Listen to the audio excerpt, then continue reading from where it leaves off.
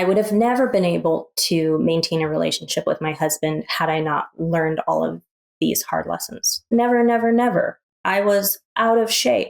I'm asking to run a marathon and I've not done one day of training. So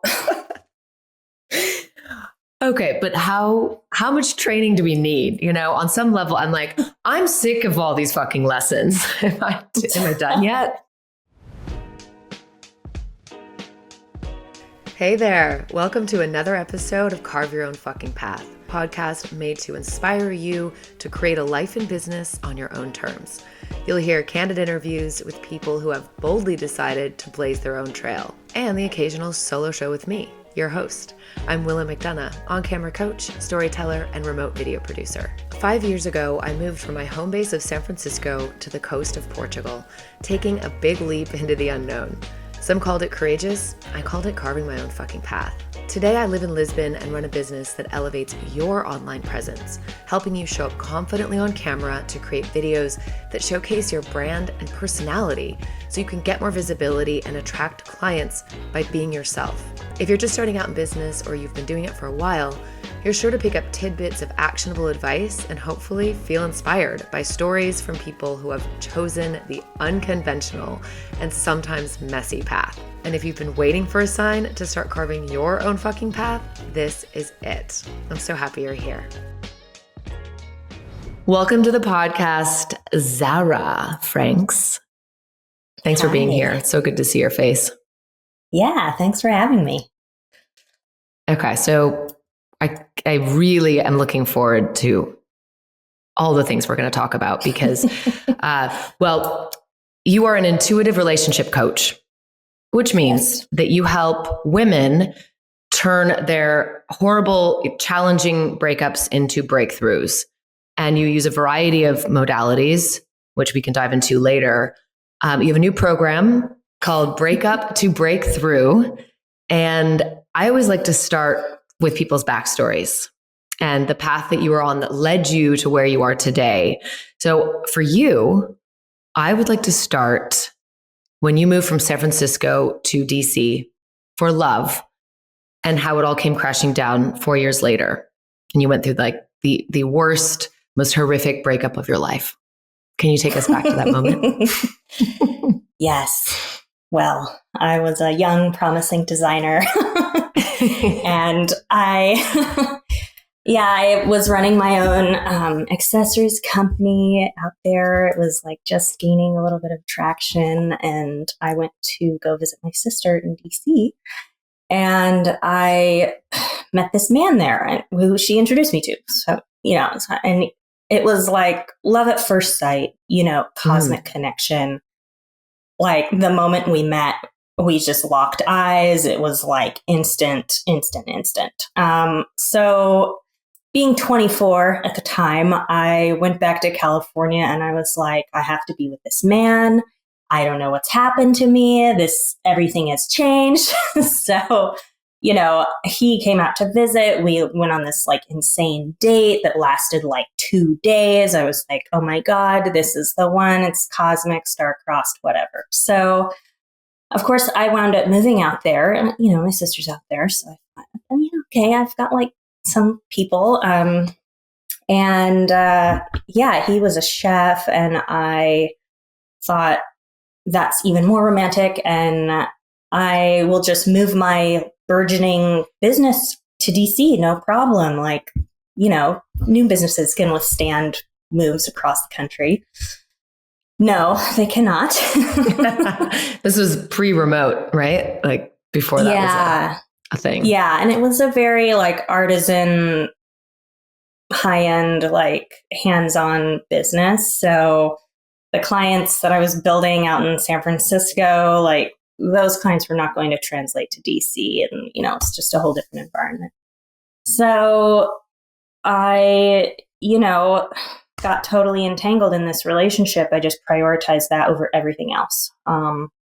I got into the restaurant business to make quick cash because, of course, my company was like not working out. And, the boyfriend had suggested that I do that, which was like, looking back, like resume suicide. Like, I went to one of the top design schools in the country. Now I'm like waiting tables. Like, what? So I just totally like, I don't know. I was madly in love, you know, and I was like just taking cues from this person who did, you know, doesn't really know me, you know, and in any case. So yeah, I'm like committing resume suicide, working that job like 40 hours a week.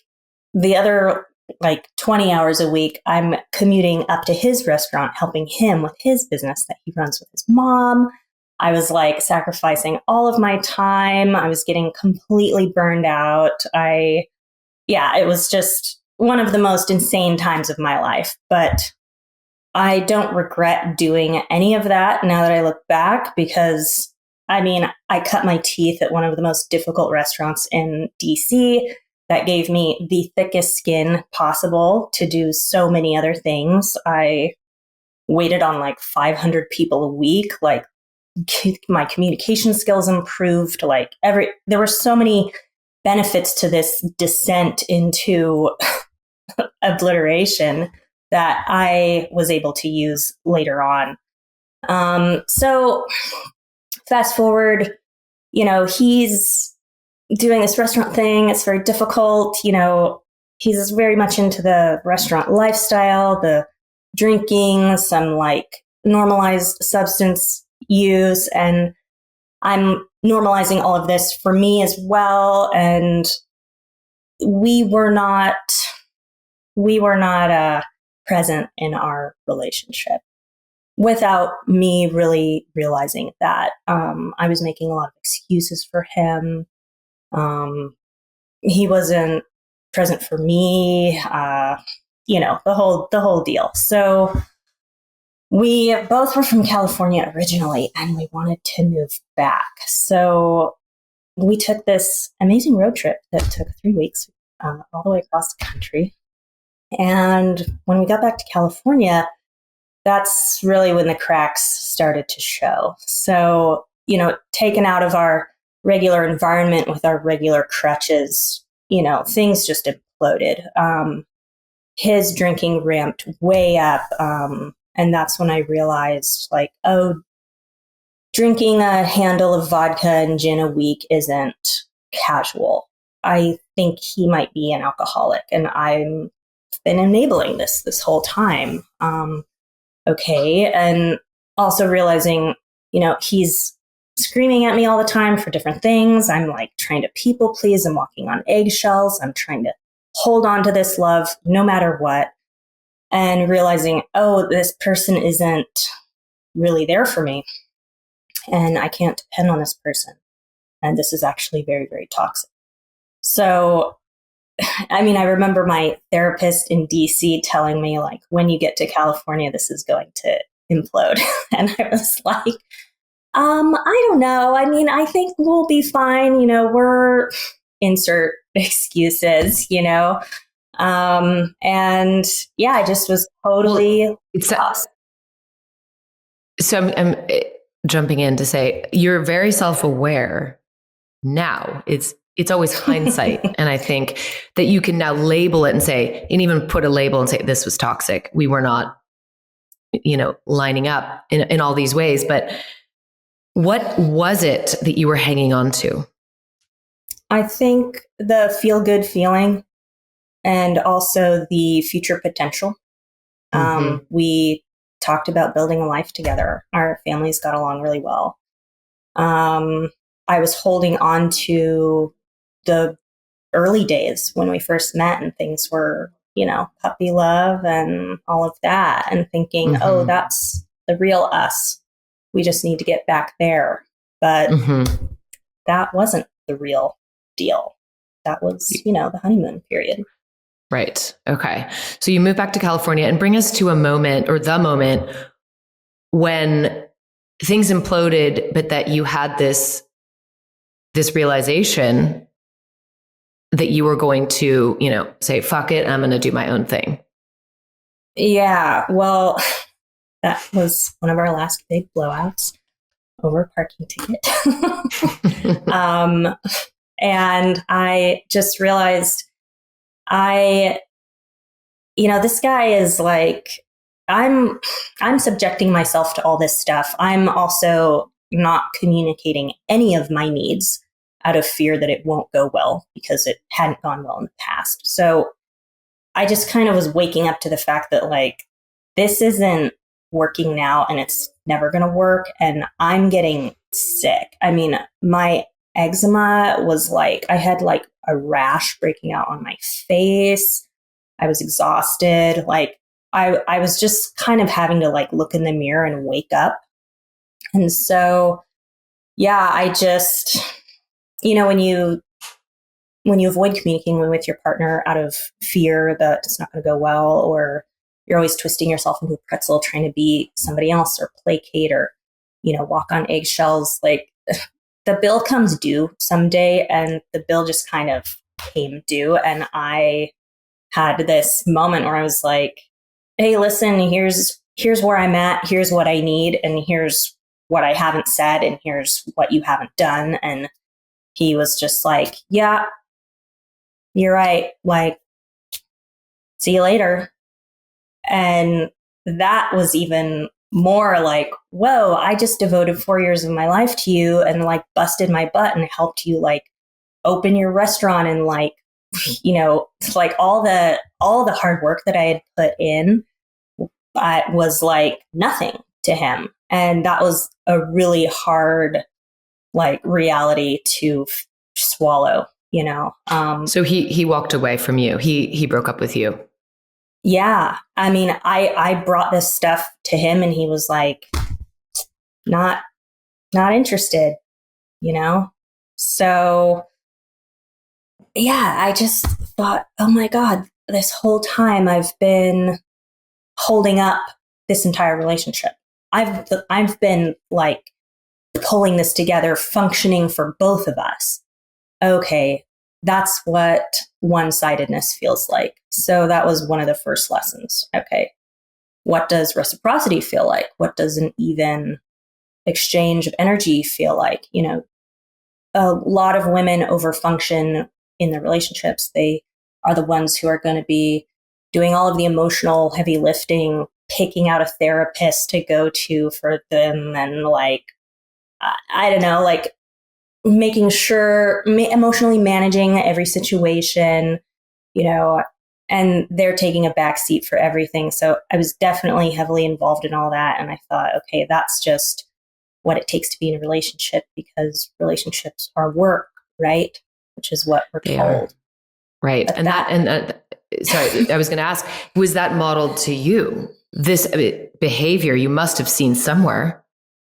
Yeah, absolutely. I mean, I grew up in a very chaotic and dysfunctional household. I mean, both my parents are artists. They met when they were 19. They had my brother when they were 19 and 20, like pregnant right away. They proceeded to have 5 kids. Like they never had time to reflect and see, hey, are these patterns healthy? Why are we bonding? How are we bonding? And all of that. So healthy bonding was definitely not modeled for me at all. So I was, feeling my way around in the dark, trying to figure that out. And it sounds like you learned the hard way. But then what happened? What was what path? I mean, how did you navigate that? So something else kind of took over inside of me. Like I remember like lying in bed in this apartment that we had landed in California. And I was like, I just really need to go like volunteer on a horse farm or work with horses. Cause those were like some of my, I used to work with horses a lot, like volunteer capacity and stuff like that. And they're very healing and dangerous animals. And sometimes you need to just return to the things that center you and ground you and the things that make you, So I found a farm and I would take off every morning at like 6:30 to drive up an hour to the farm just to volunteer. And horses don't have time for any of your bullshit.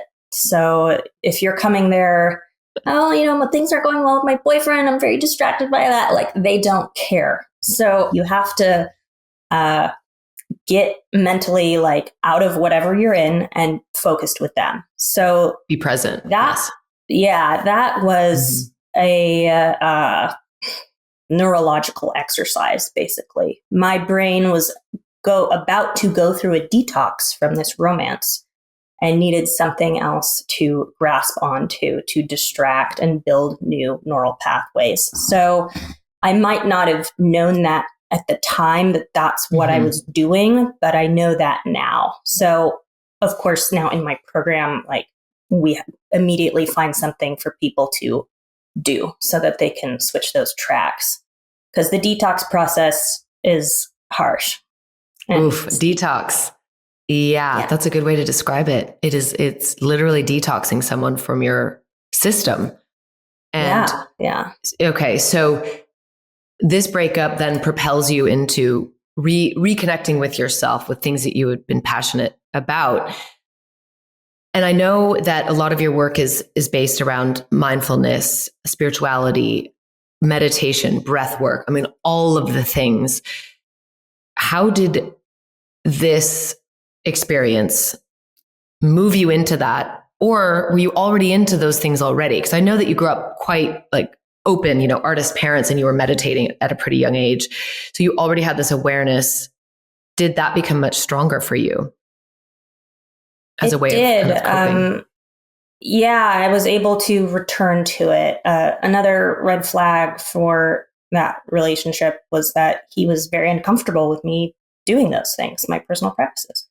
Very triggered. What is that? Like, oh, that's silly, weird. I'm uncomfortable. And when you're twisting yourself into a pretzel for somebody else, you are willing to like do whatever it takes to just like be the person that they want you to be. So I had abandoned my meditation practice. So I returned to it. And of course, it's not all light and fluffy. Like, that's kind of some harrowing, rigorous work. Like, when you've been away from it a long time or not really going into your mind, when you go back in there, it's like, oh, like, there's a lot in here that I need to work out, and brings up a lot of stuff. So I just was able to have the space to do that again. And I was fed up. So I wasn't interested in, making concessions or sacrificing the things that are the most healthy for me. So Why do you think we self-abandon for relationships?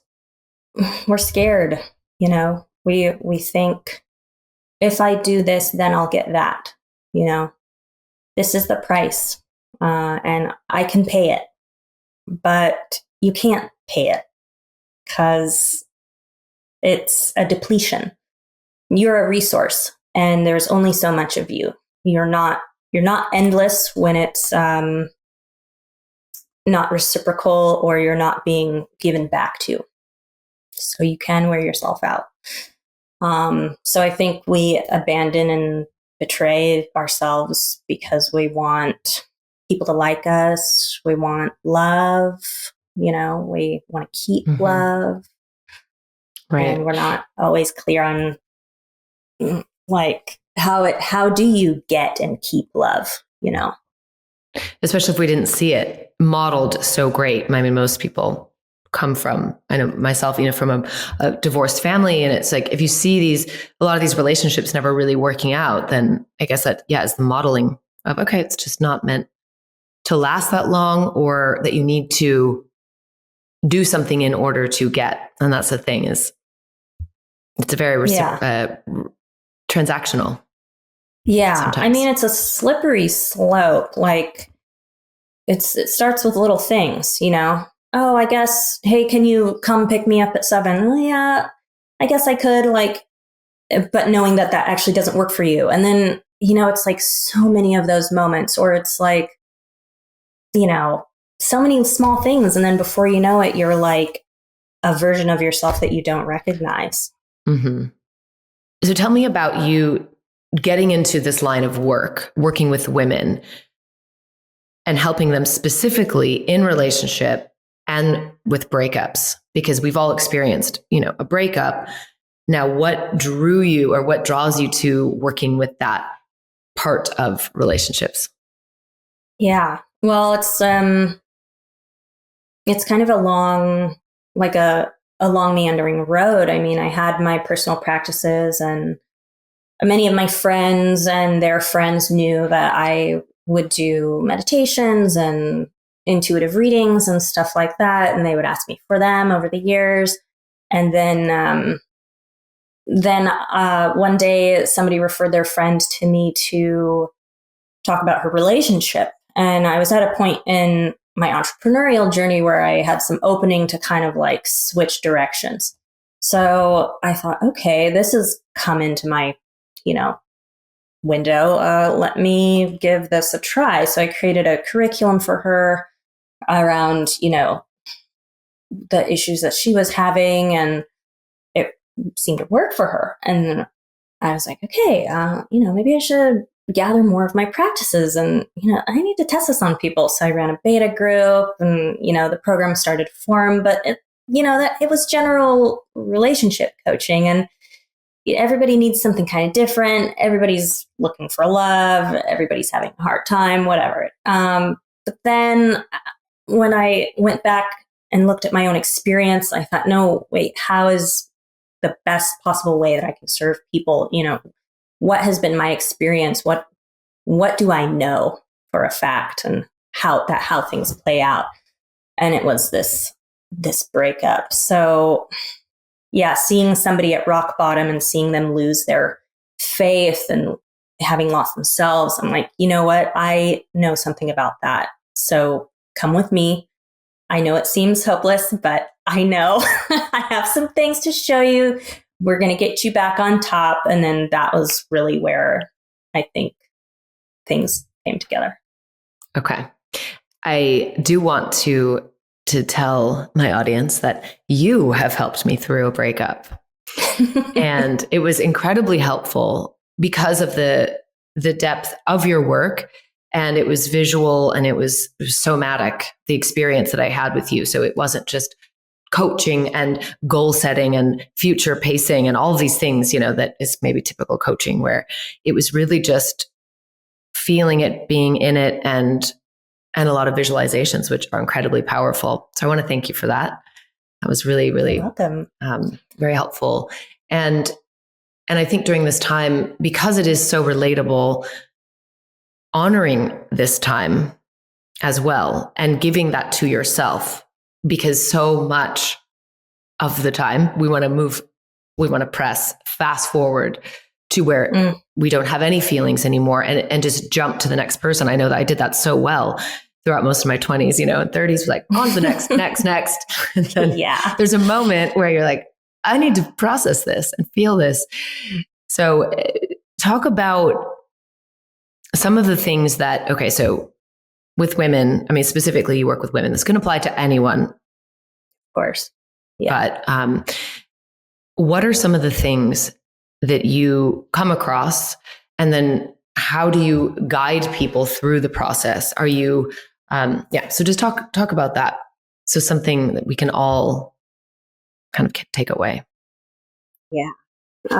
So I see a lot, people coming out of a relationship forlorn, wishing that it could have worked out. They're grappling with, what went wrong? What did I do? What did they do? They're feeling like either they can never love again, or that there's something wrong with them. But really that focus is disempowered and not really what's happening. What's happening is you are learning. And I think these days we're very uncomfortable with the feeling of learning. We get a lot of instant gratification. If we don't like something, we can generally change it. But these people who come into our lives, whether they stay with us or not, are teachers. So, and mirrors. So me attracting this man from my past, that was very specific to me. And I needed that because I had some lessons that I needed to learn, because I had beliefs about how life works and who I was that needed testing. So in order to prepare me for a healthier long-term partnership, which I have now, I would have never been able to maintain a relationship with my husband had I not learned all of these hard lessons. Never, never, never. I was out of shape. I'm asking to run a marathon and I've not done one day of training. So okay, but how much training do we need? You know, on some level, I'm like, I'm sick of all these fucking lessons. Am I done yet? Well, yeah. I mean, you've got, okay, you're going to training, you've got no coach, so your form is terrible. Mm-hmm. If you're having trouble understanding, why does this keep happening to me? I am locked in these patterns. I keep attracting the same kinds of people. That's when you need some structure, structure around your process to understand what's happening and how to change pattern. Mm-hmm. You've got to do different things to get different things, right? So yeah, we work on perspective shifting that, and then also visualizing what it is that we do want, because another major thing that happens when I ask people, so what do you want? They immediately tell me what they don't want. Mm-hmm. It's almost a guarantee. I asked a woman, what kind of person are you looking for? Well, I don't want anybody who's polyamorous, I'll tell you that. And I was like, okay, well. So your ex was poly. Example. Yeah. But that's not helping us. Like, It's not helping you aim for what you do want. So, it's actually incredibly difficult to really get detailed with what it is that we do want. Because it's almost, I find that at the bottom of that, you're even scared to say what you want. Because if you say it, it means you might not get it. But you've said it and you put it out there. And then if you don't get it, you're going to be so disappointed if it doesn't happen. So it's the self-worth, I think, it comes up a bit of, if you say it, do you believe it? Do you believe that you actually could have that? I think that's also something. I mean, I could relate to that a bit, and almost after a breakup, it's like, it just feels very hopeless in a way, because it's just a dark time, all the mix of feelings, rejection, and even, do you find that women that were the breaker-uppers feel the same way? Or is there a difference between people that have, it's been a mutual thing, or do you find any difference in how it happened? It's kind of all going to the same place. Like, if you're the breaker-upper, you might be launching yourself out of those relationships. You might be from a self-sabotage standpoint. You might be afraid of intimacy. You might, I don't know, it might be totally fine for you to, be like, okay, I've got to go. I can't deal with this. But on the other side of that, what's the game plan? What's next for you? Do you think you can get it? How are we going to get there? So yeah. Do you ever advise people to get back or try to get back with their partner? Or is it when people come to you, it's like, let's really sever that, kind of close that chapter and move forward? Or just do you find yourself sometimes suggesting that they give it another shot? Well, I don't suggest either way. I suggest that they give themselves a shot. If they've been playing hooky on themselves and it's causing a schism in their relationship, I'm going to advise that they heal that part of themselves so that then the relationship can heal.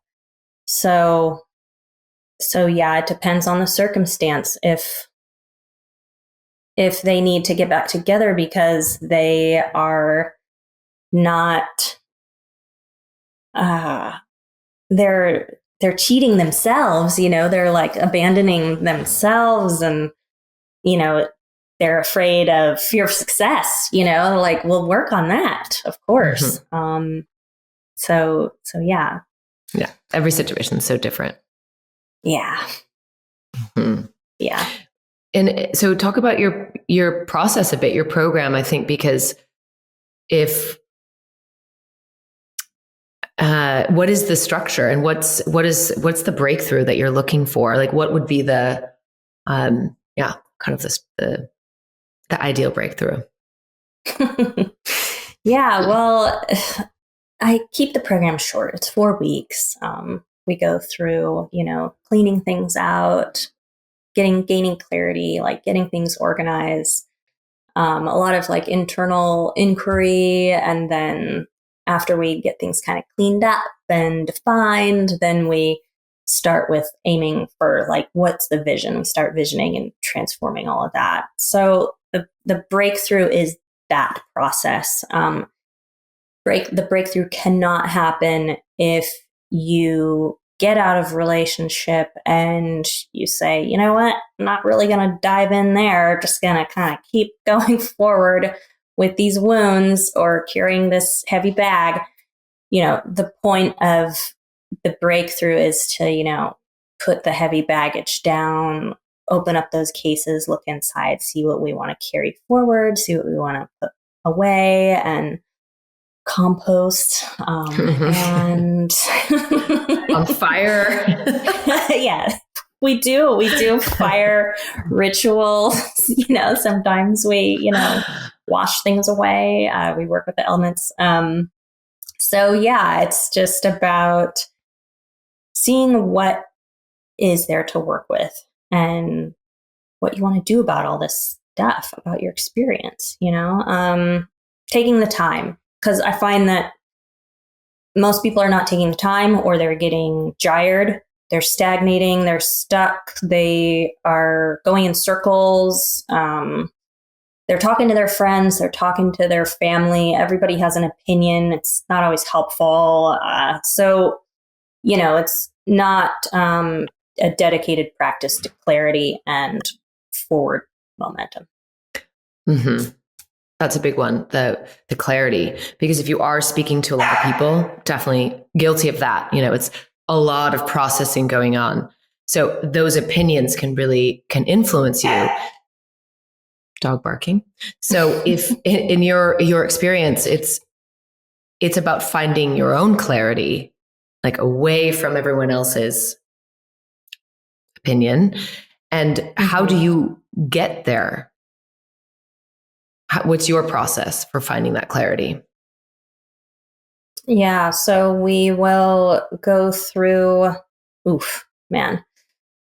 start with the body. We work on breath practices. We got to get back in our body. We have to see where these experiences live in our body. We have to start naming things. So we put everything out onto the table, and then we start organizing. And then we go through different writing exercises to work on what are my beliefs? Where did I pick up this idea? We start defining what is love? What do I want love to be? What do things feel like? How do I want to feel? We start getting that on paper. Oftentimes we have a lot of swirling thoughts in our head.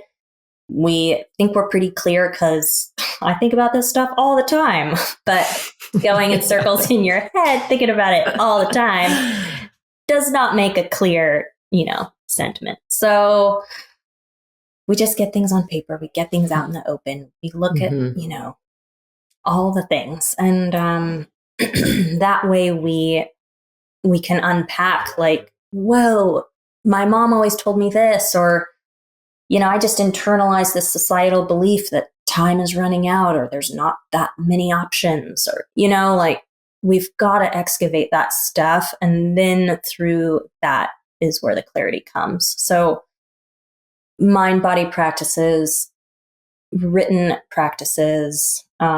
Maybe we'll incorporate something that you really enjoy, that you've left behind, that helps you excavate feeling, like dance or singing or whatever it is. I try to make it really personal, to you. So yeah, if you're not a writer, we'll talk it out, but it has to be out of your brain. Okay. Yes.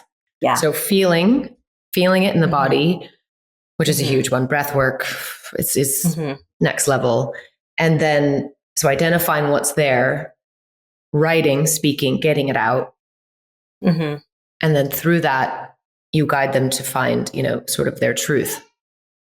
Yeah, absolutely. And then, then there are devotional practices, because we need daily things and visual reminders. So we'll set up an altar for future visioning. We'll set up different rituals, ritual baths, just learning how to take care of your soul and take care of your subtle body, your emotional body through these practices.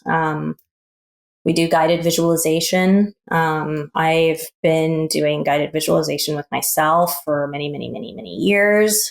So I've wrapped those into kind of a landscape. We'll go through your internal landscape and go to different rooms and places and explore what's in there and put things in there or take things out of there, So, yeah. The subconscious. Yeah, absolutely. It's a full body, full mind approach.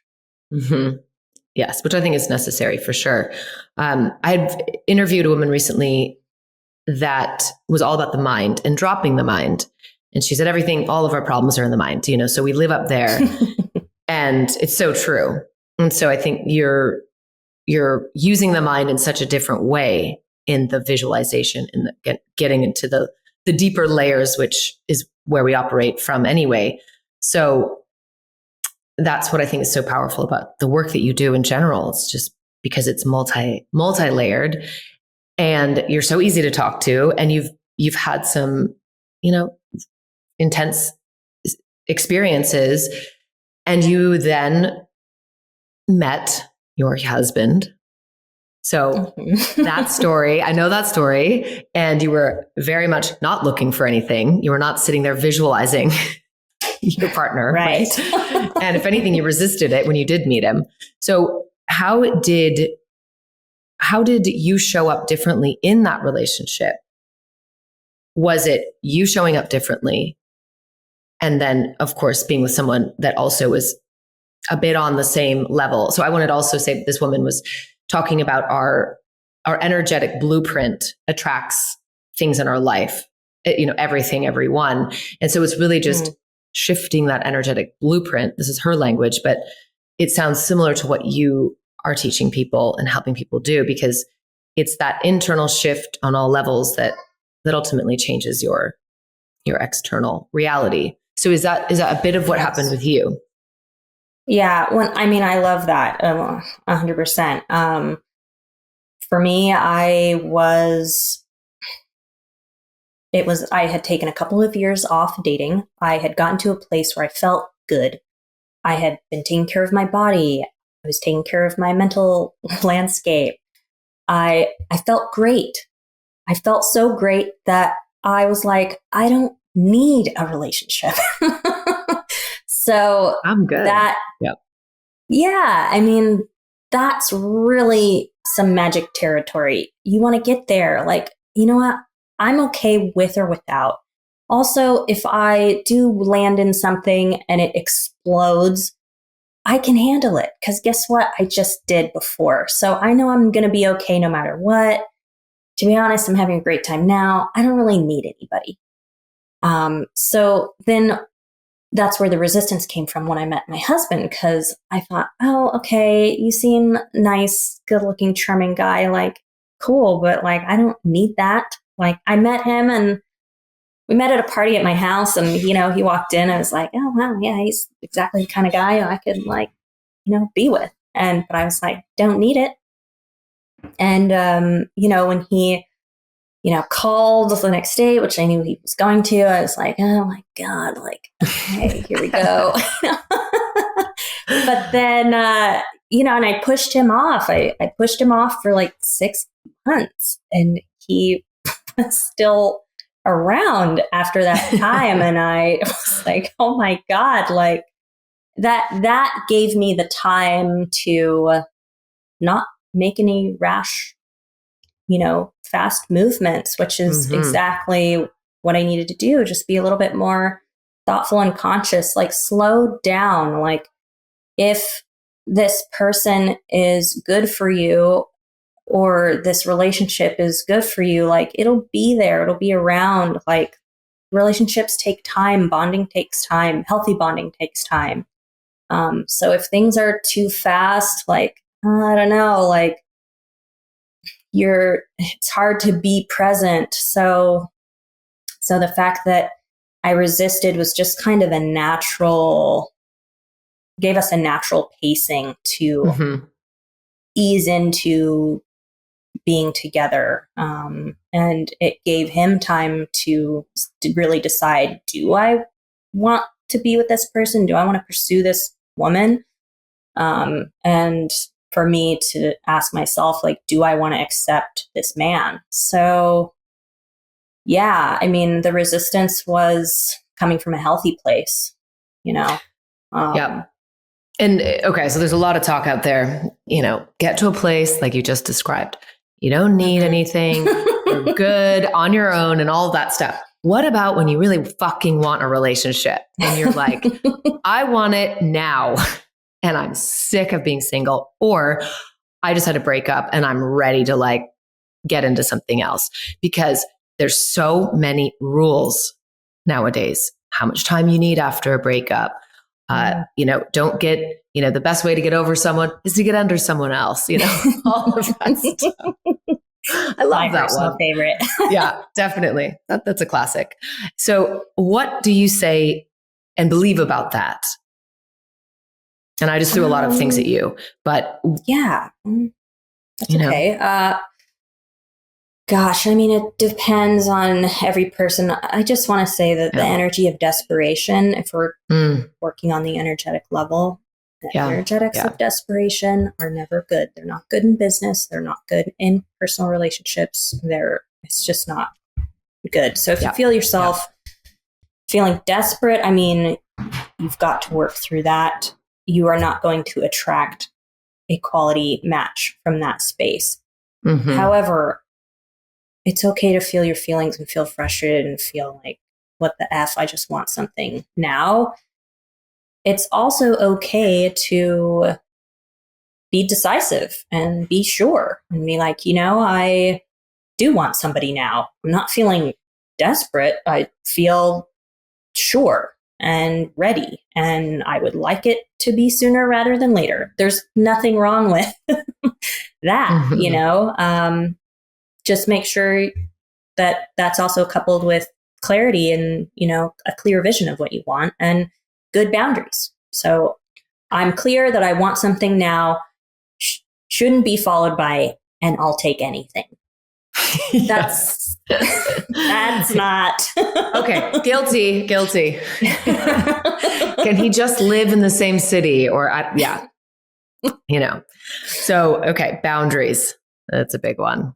So boundaries after a breakup, no contact rule. What do you think about that? Depends. I mean, like I said earlier, it's a detox process, and gosh, that feels hard. So work with yourself on it. I think there's kind of a natural tapering in communication that happens, but some people, depending on the situation, maybe it's unsafe or a dangerous person or something, you want to go no contact. You really need that emotional delineation, so it depends on the circumstance. I will say that, keeping in contact here and there and letting things kind of keep a thread kind of going where you always kind of are holding a space for someone, those energetics are tricky as well. So those energetics will keep that space open for that person. And guess what? It's closing a space for another person. So just know that, like, if you want to hold space for someone, for that old flame, fine. Just know that you're doing that. And if you want something new, you've got to open the space for somebody new, which means closing the other door. Yeah. What about when they have a kid? When you have a kid together. Well, then we talk about internal space versus external space. Mm-hmm. Yeah. Yeah. So, right. You can make statements and statements of intent and decisions to create clear delineations for yourself internally. And then that way be able to open new space for someone else. But a lot of this is about being extremely honest with yourself. Am I keeping a candle lit for this person? Do I kind of wish we would just get back together? That's muddying the waters, and these are tricky and conflicting emotions. It's going to happen, but we want to make sure that our daily practices is caring for our future desires and setting ourselves up for success. We don't want to get into self-sabotage, which is so easy to do. So easy. It really is. Okay. I love asking these questions. What great questions. Oh, thanks. Well, these next two are ones I like to ask because I love some of these responses. What are you most proud of up until this point?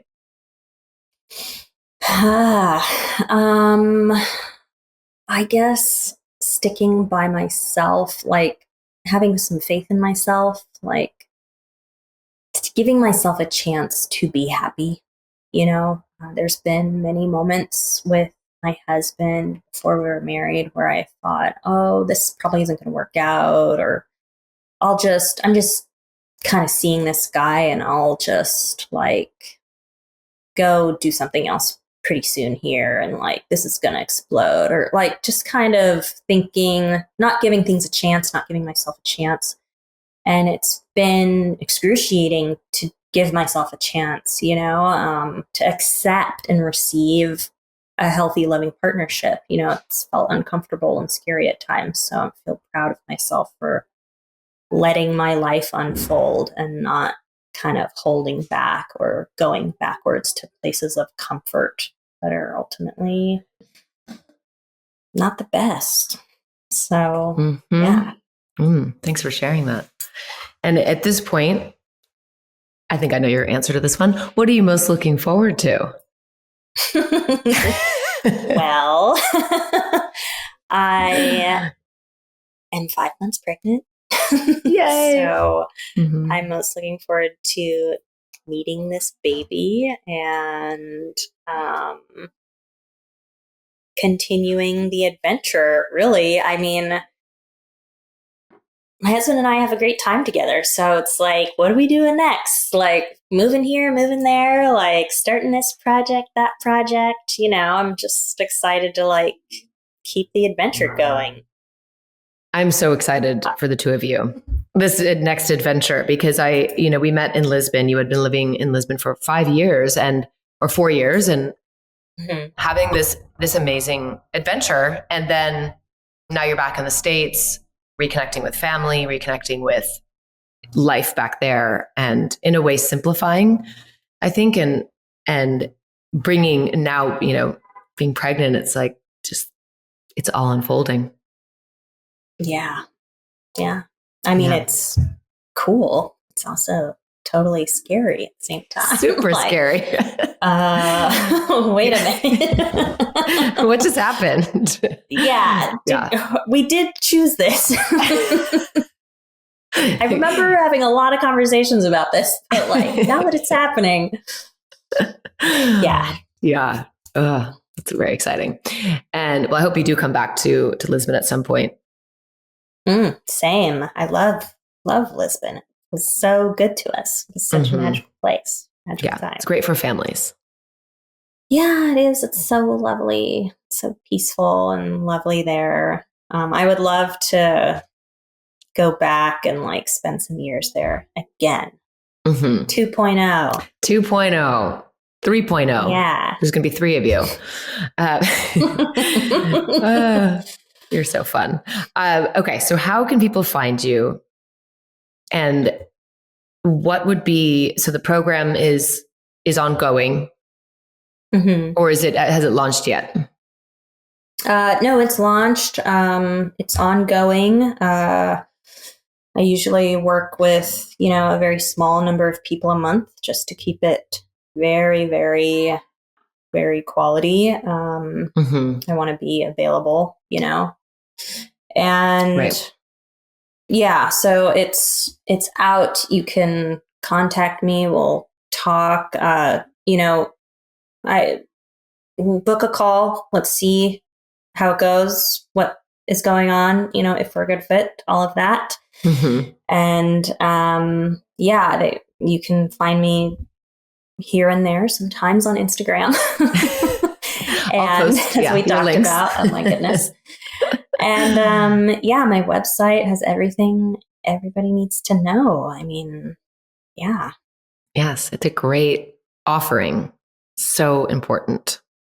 And I want to commend you again for the work that you're doing, for showing up, doing the work yourself, sharing what you know in such a loving, just calm. You're so like just being in your energy is always so grounding and calming for me.